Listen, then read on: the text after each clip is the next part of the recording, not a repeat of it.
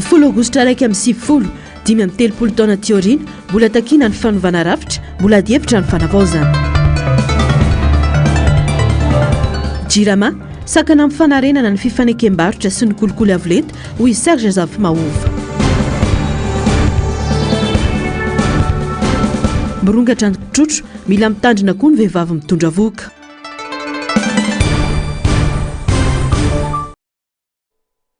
faltafaraka amin'ny andray tomboky lasy tomboky vavy sy atao anatin'izao fotoana ny fampahalalam-baovao izao manatitra ny araba ary manasana ombanazana anaraka ny antsipirim-baovao hatramin'ny farany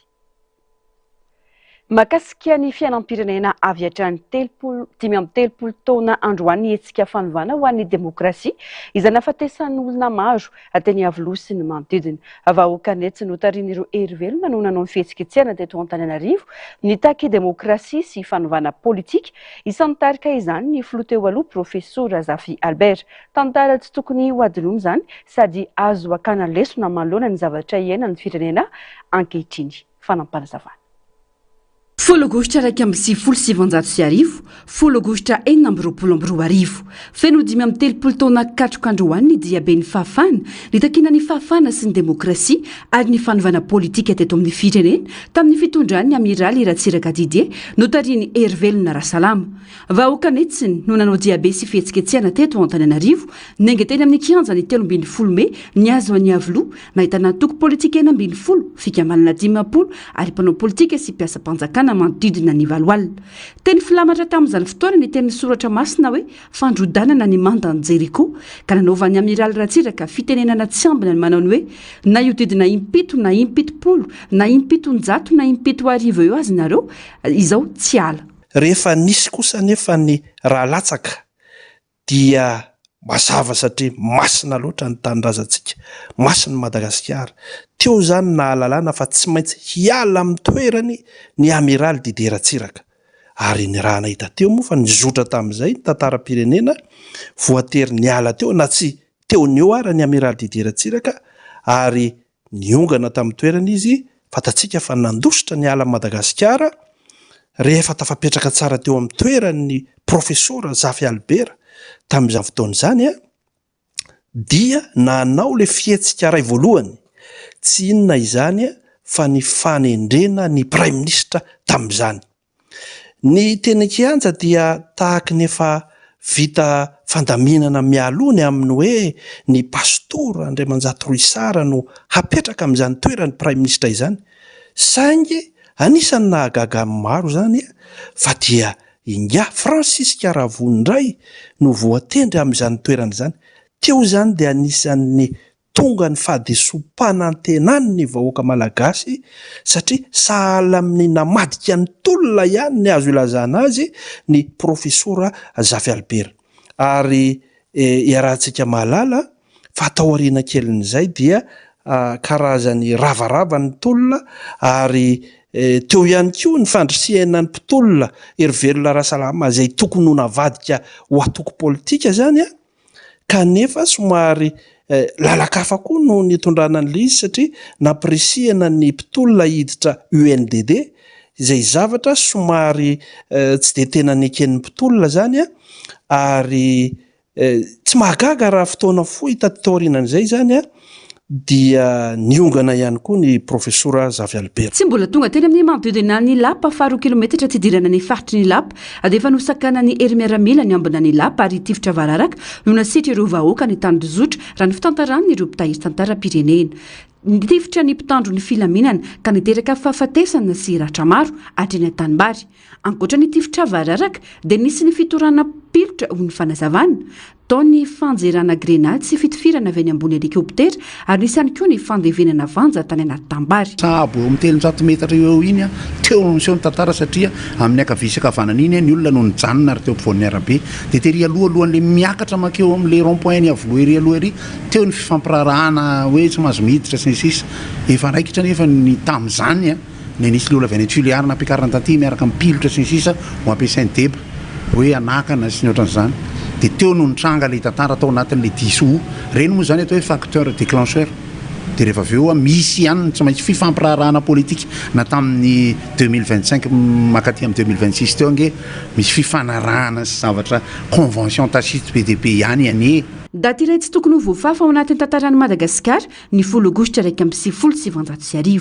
tokony ahaka-lesona tamin'ny zava-nisy sy ny fitakinana nataon'ny malagasy hatramin'ny nanaovana tolona teto amin'ny firenena tsy mbola tafapakatany amin'ny tanjony izany fa saika avery teny an-dalana ny fitiavan-tanindrazana ho ny faneho-kevitra satria variana amin'ny fanohizan-draharaha ny mpitondra mahazo fahefana rehefa ny 80% ny vola miasa eto amin'ny firenena no tsy mipaka makany amin'ny vahoaka malagasy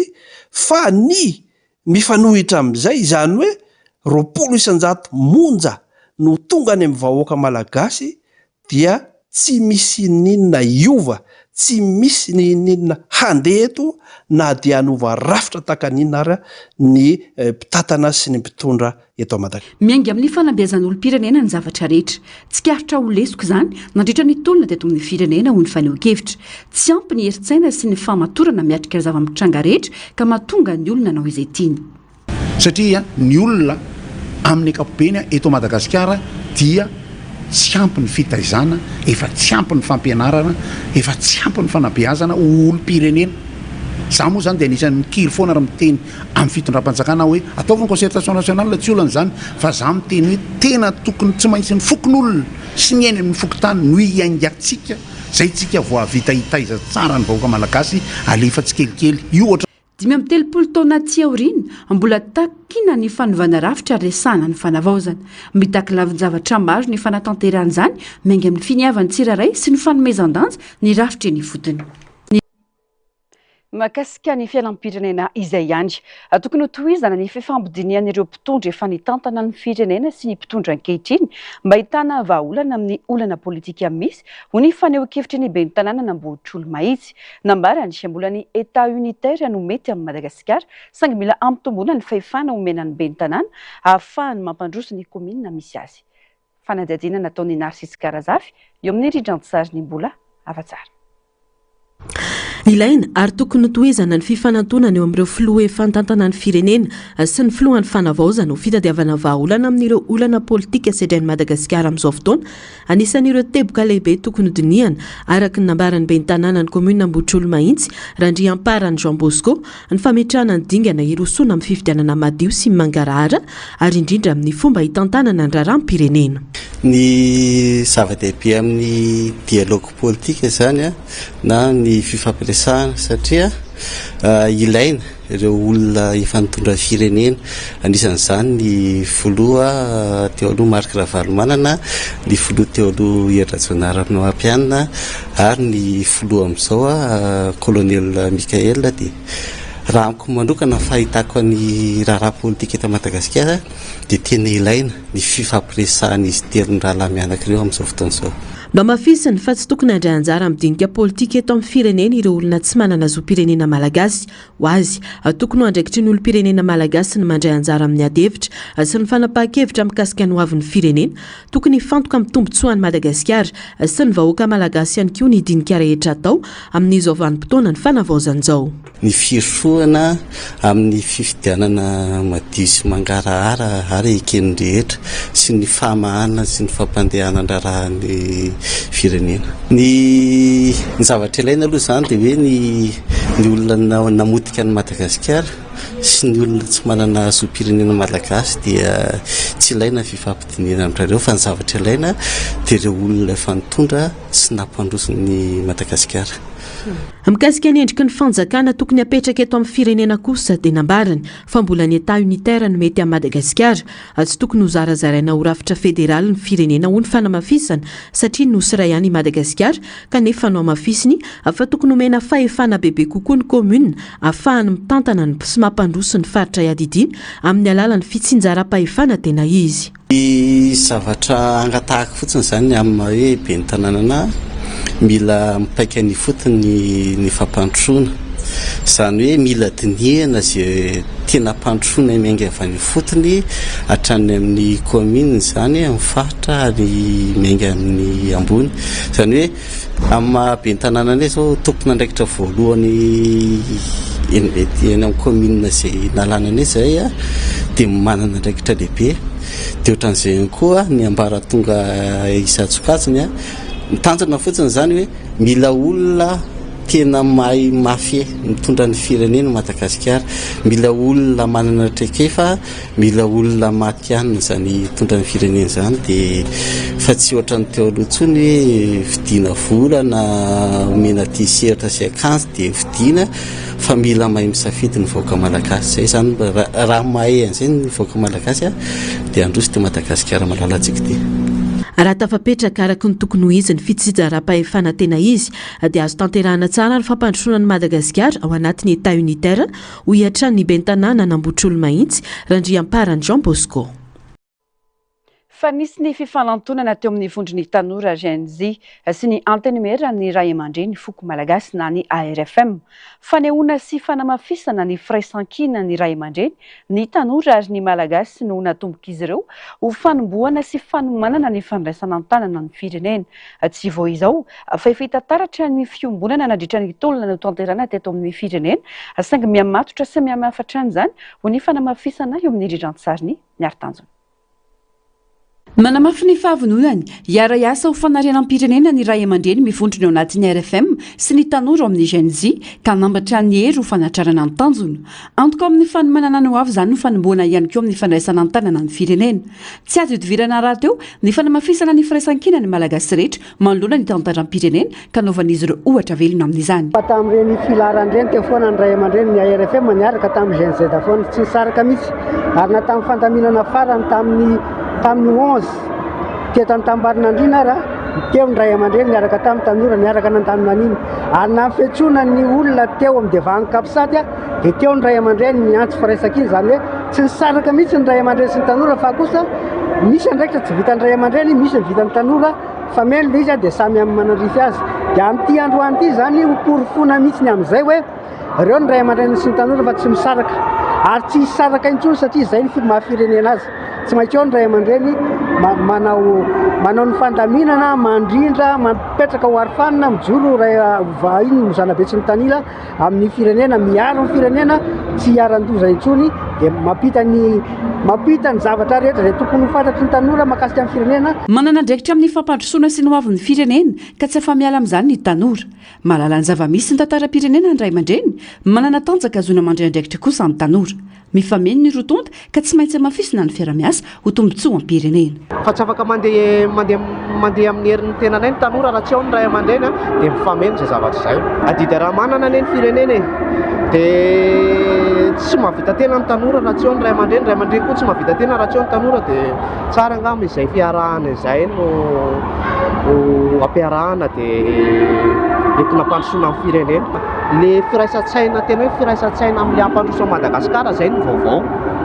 Fa ny tanora sy ny Ray aman-dreny miaraka foana na eo am-pivotokantrano miaraka foana ny Ray aman-dreny sy ny tanora. Tsy vao izao fa efa hita taratra ny fiombonana teo amin'ny rotonta nandritra ny taolana no tanterana teto amin'ny firenena farany teo, saingy mihamatotra sy mihamafatra an'izany ho ny fanamafisana. Namafisana ny fifanakalozana eo amin'ny Madagasikara sy Tchad ary ny fanitarana ny fiara-miasa eo amin'ny sehatra samihafa no tanjon'ny dia ny filohan'ny fanavaozana ny Tchad. Niainga ny atoandro teo ny filohan'ny fanavaozana anatrika ny fetim-pirenen'ny Tchad. Narcisse Karazafy, mbola afa-tsara. Niainga teny amin'ny seranam-piaramanidina iraisam-pirenena Ivato ny maraina teo ny délégationna no tarihan'ny filohan'ny fanavaozana ny kolonely Randrenirina Mikael hiazo any Tchad anatrika ny fankalazana ny faha-19 taona ny iverenan'ny fahaleovantena ny Repoblikan'i Tchad izay ho tanterahana rapitso 12 Aogositra ary anatanteraka ny fitsidiana ofisialy. Tanjon'izao fitsidian'izao ny anamafisana ny fiara-miasa sy ny fifandraisana eo amin'ny Madagasikara sy Tchad. Ny antony voalohany moa zany dia mamaly ny fanasana nataony Maréchal Idriss Déby présiden'ny Tchad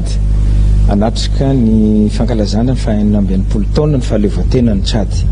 Zay rapitso no anatrehana an'izany fa ny fotoana totoana moa zany dia fanararaotana ifampiresahana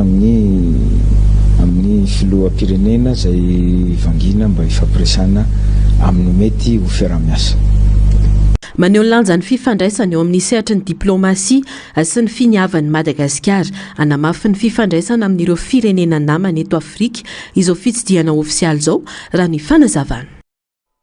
Vaovao manodidina ny fampianarana sy ny fanabeazana. Niakatra fampanoavana teo anivon'ny tendrom-pitsarana manokana momba ny ady amin'ny kolokolo na ny pôle anti-corruption na ny PAC ny 7 aogositra 2024 lasa teo ny raharaha fanararo tampahifana sy fanodikodianam-bola-panjakana tamin'ny fifidianana W misanda 994 alina sy 2 hetsy sy 337 tapitrisa ariary atao amin'ny ministera ny fanabeazam-pirenena nandritra ny taom-piasana 2024 raiky amby 2024. Olona 7 no voaroroy tamin'ny tiraraha ity miampy orinasa 3. Olona 5 no tonga niseho teo anoloan'ny fitsarana fa ny 3 hafa lasa nitsoaka ny ampitan-dranomasina. Ny ministry ny fanabeazam-pirenena teo aloha Saondra ary Malala Marie Michel voaroroy amin'ny tiraraha ity saingy tsy manana fahefana hitsara azy ny PAC raha ny vaovao. Rehefa nandalo tao amin'ny mpitsara-panao famotorana ny raharaha dia nahiditra am-ponja Vonjimaiky eny an-Tanimora avokoa izy 5 tonga tao amin'ny fitsarana.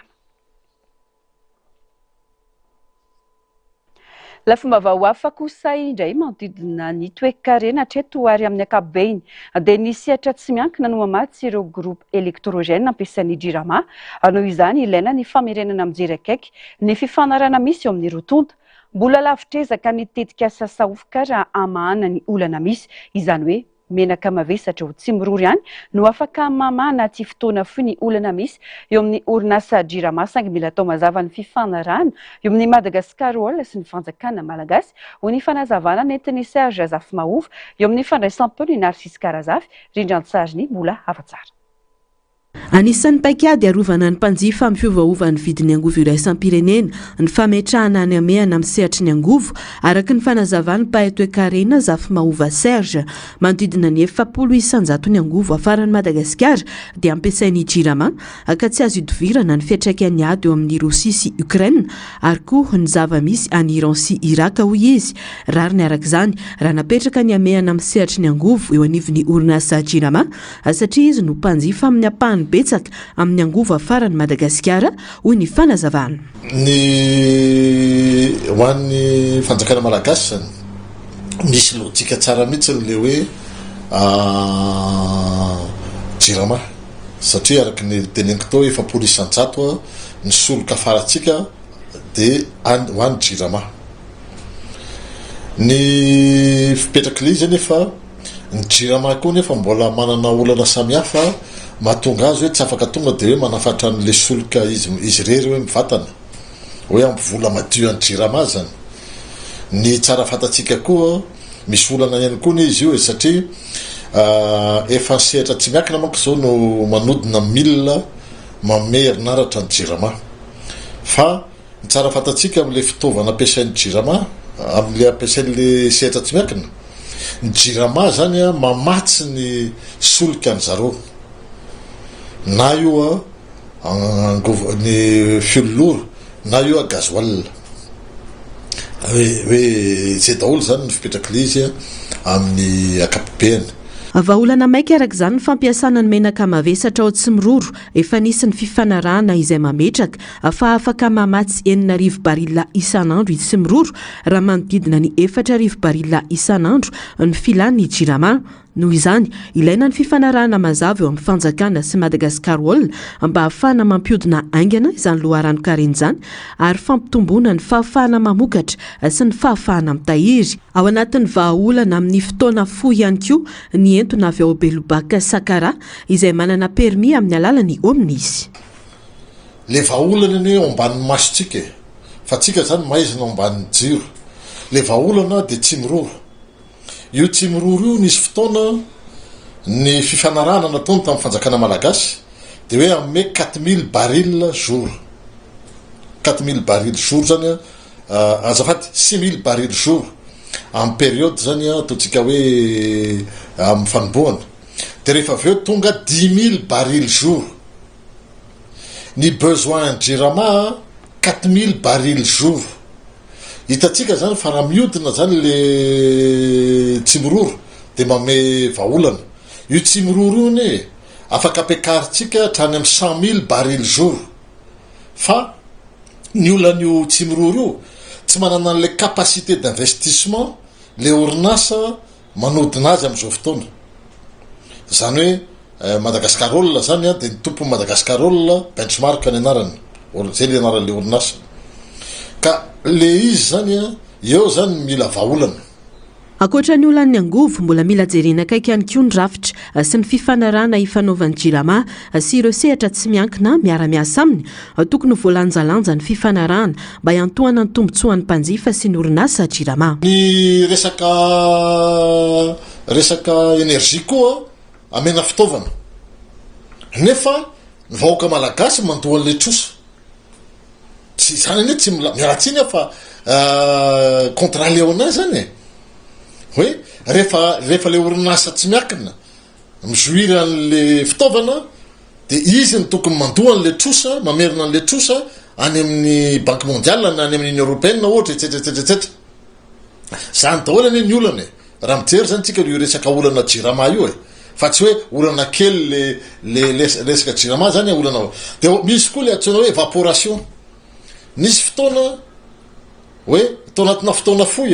misy 8 millions de litres d'évaporation. Évaporation zany hoe entona zany tsy hitany amin'ny abakabaka fa le izy tsy hoe tsy hitany amin'ny abakabaka fa hitany amin'ny paosiny sasany zany hoe le entona zany mifindra ny paosiny sasany zany daholo le olana zany anatin'le izy le corruption zany le corruption ao anatin'ny administration ny olana lehibe rehefa miresaka tsika ny secteur rehefa miresaka tsika jirama sy ny secteur manodidina azy miaratsiny fa misy corruption be eo. Ho azy tsy maintsy miroso amin'ny fanavaozana rafitra lalina ny jirama aka tokony ho sarahana sy arindra tsara ny sehatry ny herinaratra ny rano ary ny fotodrafitrasa raha tsy voavaha mantsy ireo olana amin'ny lafin'ny fitantanana ny vola ary ny lafin'ny varotra ireo dia mbola ho sarotra ny anarina ny orinasa jirama. Pejiny fahasalamana kosa indray mirongatra ny kotrotro amin'izao fotoana izao raha ny tatitra nataony mpitsabo nanaovana fanadihadiana tsy mifidy olona ny kotrotro fa mety hovoany avokoa na olon-dehibe hatramin'ny zaza ao am-boka. Mila mitandrina sy manamafy ny fiarovana ny rehetra eo anatrehany zavamisy amin'ny alalan'ny fanaovana vaksiny ny zaza sy ny fanantonana mpitsabo raha misy tranga mampiayay fa tsy hanao dokotera tena. Azo ataony mitsabo ny kotrotro saingy mety hiteraka fahasarotana izany raha tsy voatsabo ara-potoana sy araka ny tokony ho izy. Fanadihadiana. Misy trangana kotrotro miparitaka ankehitriny tsy voaresaka matetika kanefa marefo sy mety hovony kotrotro ny vehivavy mitondra voka tsy mitovy ny fomba fisehony aretina eo amin'ny rehetra fa mafimafy kokoa izany ho azy ireo raha ny fanazavany mpitsabo miakatra ny hafanana misy tsirangoka ny orina mena be ny maso misy fivotosana mivantana ary miteraka arerahany eo amin'ilay marary santionany amin'ny fomba fisehony ireo tsy misy afa-tsy ny fanantonana mpitsabo ihany ny vahaolana satria mety hiteraka voka-dratsy na eo amin'ilay reny na eo amin'ilay zaiza ao am-boaka izany raha tsy voaray ara-potoana. Saropady dia aza maika koa ny hoe anao hitsindrona na hoe anao vaksiny contre ny rougeole na ny ROR. Tena fady mandritry n'izay fotoana izay hoe voan'ny rougeole mitondra voka ilay vehivavy ka andeha hanao vaksiny anti rougeole tena tsy azo atao. Manatona mpitsabo mba ahafahana mamaritra hoe tena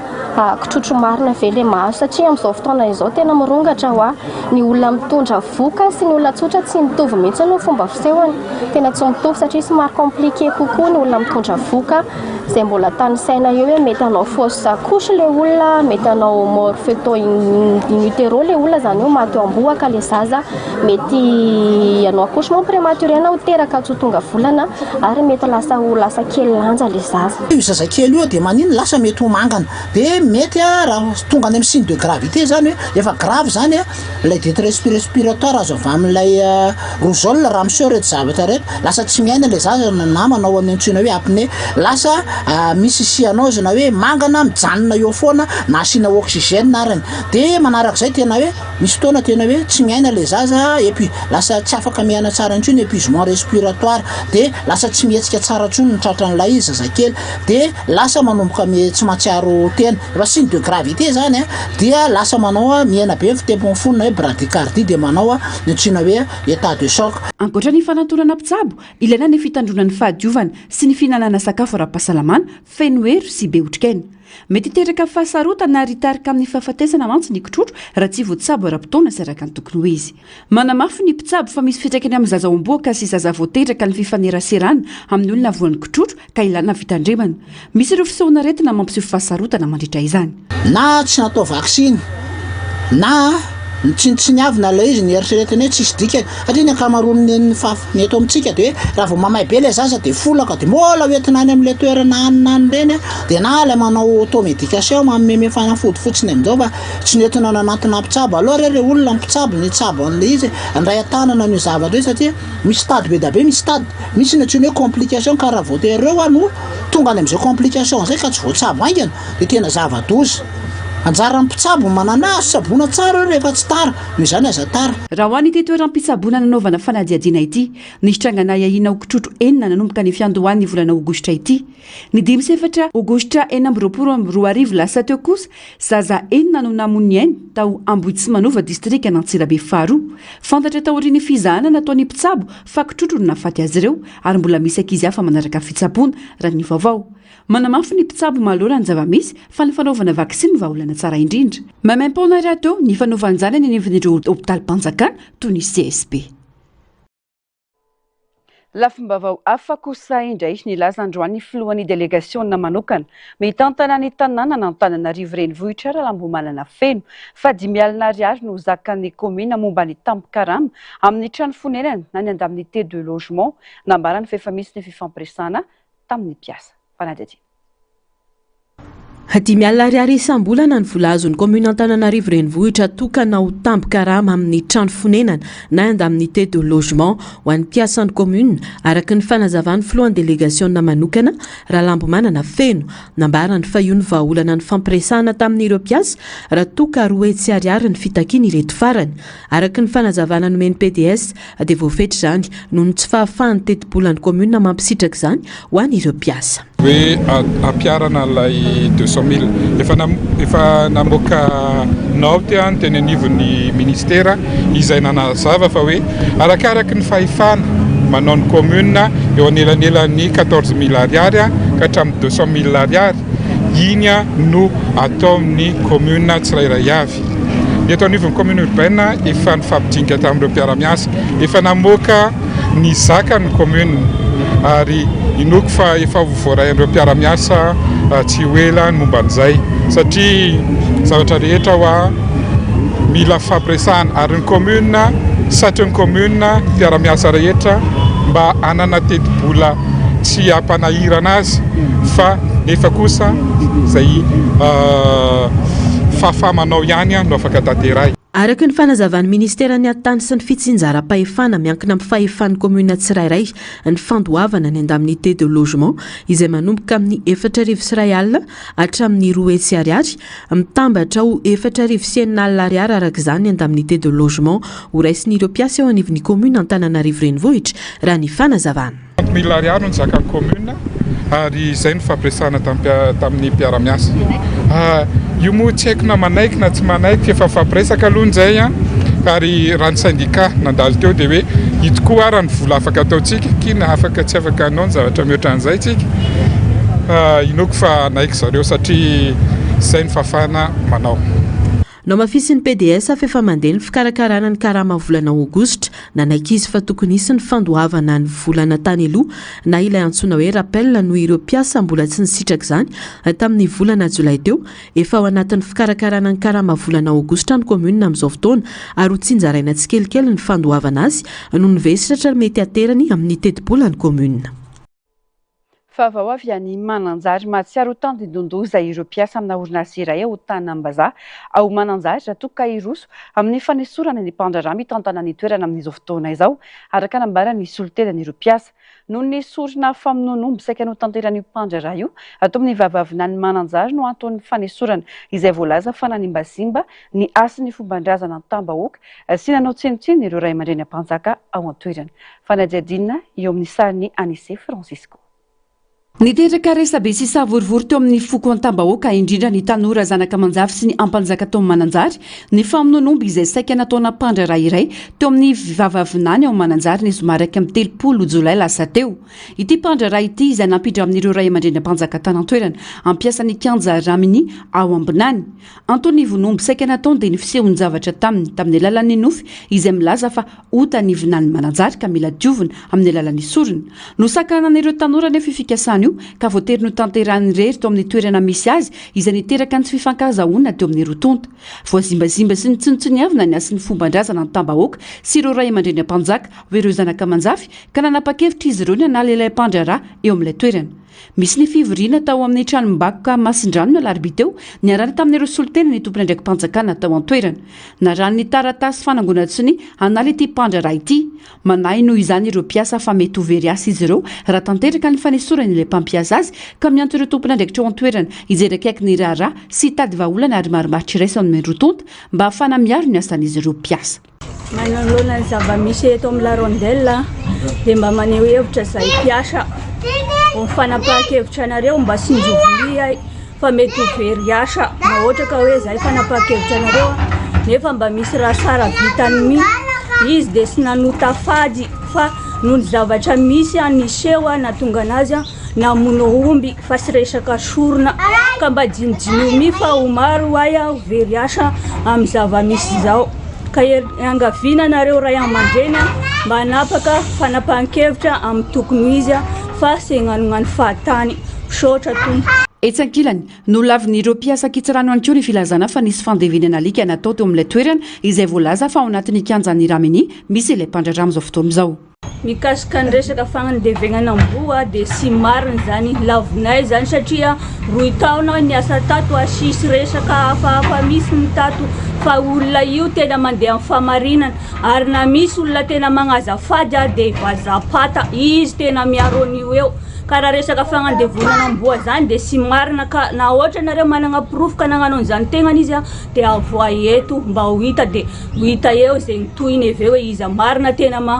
mamesifesy amin'ny tsirara atsiky ka aza atao korontagnanareo iay fa dia aitonga dia gnisan'ny vakoloha amin'ny asanay very ka jidio sara mi areo raha ataonareo azafady efa ntaonany maro ny karakarany ilay mpandrarany toerana kianja raminy izay toerana felobolobo sy fanaovan'olona maloto teo aloha no nezaka sy ny fikarakarana nataony tao anatin'ny taona maro da ny ova endrika tanteraka ilay toerana ankehitriny ka lasa toeram-pitsangatsanganana mahasarika vahiny sy mpitsidika ary isan'ireo toerana kafizin'ny tompo-tanana ihany koa amin'izao fotoana izao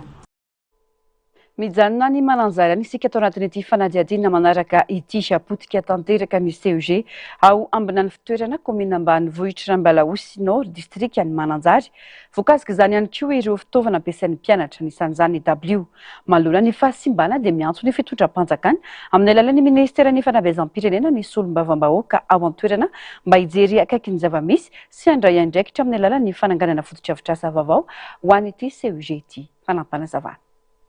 nanaitra ny solombavam-bahoaka mamiaja Charlotte Kistora fahatelo anivony antany meram-pirenena nandritra ny fididiana nataony tao ambinany fitoerana komina ambanivohitra Rambalaosy Nord ny farany herinandro teo ny fahitana ny fahasimban'ny CEG ao an-toerana trano azo efa tena potika tanteraka no iantohan'ity sekoly ity ary saika simba avokoa ny fitaovana ao anatiny anisan'izany ny W ampiasain'ny mpianatra Malonzany manamantso avy amin'ny fitondram-panjakana amin'ny alalan'ny ministeran'ny fanabeazam-pirenena ny tenany mba hijerengana ny tokony atao amin'ity fototra-avitrasa fanabeazana ity ho fiarovana ny mpianatra sy ny fanatsarana ny tontolo ianarany.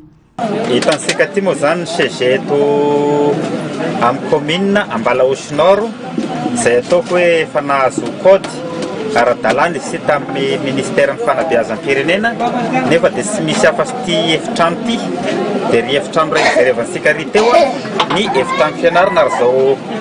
latabatra zao ny latabatra androatan'ny mpianatra izay hitansika hoe tefin'ny tansaha tanteraka dia ny rindrina moa angamba dia hitansika miepakepaka io tena mba mianso ny ministeran'ny fanabeazam-pirenena ary raha mba misy fond d'urgence dia tena mba tia amin'ny commune Ambalaosy Nord aloha ny ataosika faran'izay malaky raha mba misy azo atao fa tena efa ataoko hoe sy andohalika koa ny ranombary aty fa efa antenda miantso ny anorenana fototra-avitrasa vaovao any ny CEG ao amin'any fitoerana komina ambanivohitra Ambalaosy Nord ny tenany manoloana ny fahasimban'ny fototra-avitrasa amin'izao fotoana izao dia tena mba mangataka fanorenana sekoly vaovao io moa ngamba ny tompon'andraikitry ny Drenna avy ao amin'ny faritra Vatovavy tonga eto miaraka amiko dia mahita an'izao fahasimbany fototra-avitrasa zao atokoa ny talesy ny maire eto an-toerana ben'ny tanàna dia reto zahay ataoko hoe mpiaradia amin'izao fitondrana zao tena mamegnatra ansika fitondram-panjakana ny CEG eto Ambalaosy Nord izay ataoko hoe isan'ireo commune telopolo mandrafitra ny district ny Mananjary sy managna CG ary sy managna fitaovana fa dia regny table banaterina regny zany dia ho atao agnatin'ity efitrano ty. Mino fa tonga aminareo tompon'andraikitra zao dia mba misy fepetra faran'izay aingana foraisinareo. Ho fanehoana ny fahavononany anoana ny setry ny fanabeazana nanolotra W latabatra iray ho an'ny mpampianatra ary Sezaroa avy amin'ny fitondram-panjakana ity solombavam-boka ity tonga nanatrika ny fanoloran'izany solotena ny taleparitry ny fanabeazam-pirenena.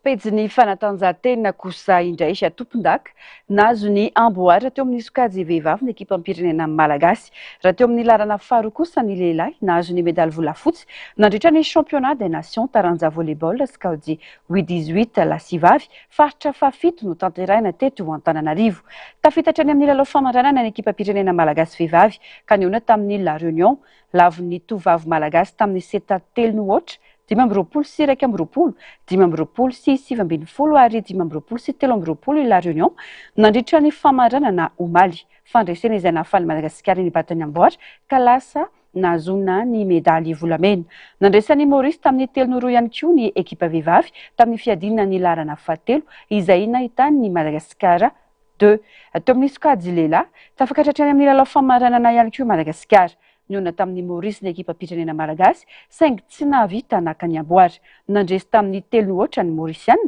ka tapitra teo amin'ny larana faharoa ny hadian'ny Madagasikara. Araka izany nahazo amboary medaly volafotsy alimuray Madagasikara tamin'ity fifaninanana ity. Eo amin'izay vaovao ny fanatanjahantena izay ihany namala ny coach Roro ary nitondra fanazavana mikasika ny fifanarana ny federasion malagasy momba ny baolina kitra. Nambara ny federasion fa voatendro mpanazatra ny bare A i Roro ny 30 Mey 2024 ary nahazo vokatra tsara niaraka tamin'ny ekipa ampirenena anisan'izany ny tranona 2024 sy ny Jeux des Îles. Ny 17 Mey 2024 nisy fifanarana tripartite nosiniavin'ny coach ny FMF ary ny fanjakana izay tokony ahitra hatramin'ny Oktobra 2024. Nametra-pialana nefa ny coach Roro taorian'ny lalao tamin'ny Tunisie ny 17 Novambra 2024 ary no amafisina tamin'ny fomba ofisialy zany ny 19 Novambra ka i Gilles Hugon kosa no nandray toerany vonjimaika. Ilaina ho ny FMF fa ny manavaka ny volambola tsy voaloha talohan'ny fialany sy ny adidy ara-bola mety ifandray amin'ny fifanarana taorian'ny fametra-pialany. Tsy ny FMF ihany koa no voatery mitondra irery ny vesatra amin'ny lafin'ny vola satria tafiditra anatin'izany ny fanjakana sy ireo mpiara-mombonantoka amin'ny sehatrio. Nanamafy ny ministeran'ny tanora sy ny fanatanjahantena ny farany herinandro teo fa efa andalam-pamahana io olana io izy ireo amin'izao fotoana izao. Kandrasana ny tohiny.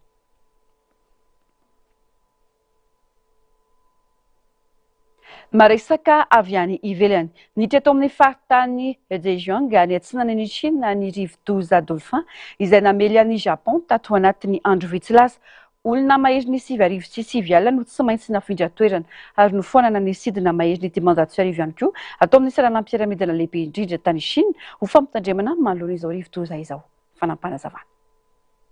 Fanafoanana sidina mahery ny 500 tao amin'ny seranam-piaramanidina lehibe indrindra tany Chine sy fampiatona zotra fitaterana antsambo mihoatra ny 200 tao Zhenjiang. Miampy famindrana ponina miisa 7,9 alina no nanamarika ny fampitandremana avolenta indrindra nandritra ny fiomanana ny fandalovan'ny rivo-doza Dauphin ny farany herinandro lasa teo. Sampandrara maro samihafa no tsy maintsy nahato tao anatin'ny andro maromaro teny amin'ny morontsiraka atsinanan'ny Chine. Vokatry ny fandalovan'ity rivo-doza ity olona 7 no naratra, tokatrano 7,9 tao Okinawa tsy nanana herinaratra ny alahady tolakandro araka ny filazan'ny orinasa mpamatry herinaratra tao an-toerana. Nahatratra 30.7 degré Celsius ny maripana ambony indrindra, vokatry ny rivotra mafana nentin'ny rivo-doza Dauphin. Niampita ny morontsiraka teo akaiky ny tanànan'ny Yuan ao amin'ny faritany Zhenjiang ny ivon'ity rivo-doza ity omaly tamin'ny 5 ora sasany ariva raha ny fanambaran'ny foibe nasionaly momba ny toetrandro NMC. Ny sokatra Snake Turtle sy ny liona lahy ny Zuri no afakely atolotra amintsika anio harawary. Soka-dranomamy hitany amin'ny faritra atsinanana sy atsimo atsinanan'ny Australie ny Eastern Snake Naked Turtle na Chelodina losicolis izay manana ny mampiavaka azy manokana noho ny vozony lava. Mety hahatratra manodidina ny 900 ny halavan'ny faritra ambanin'ny akorany ny vozony.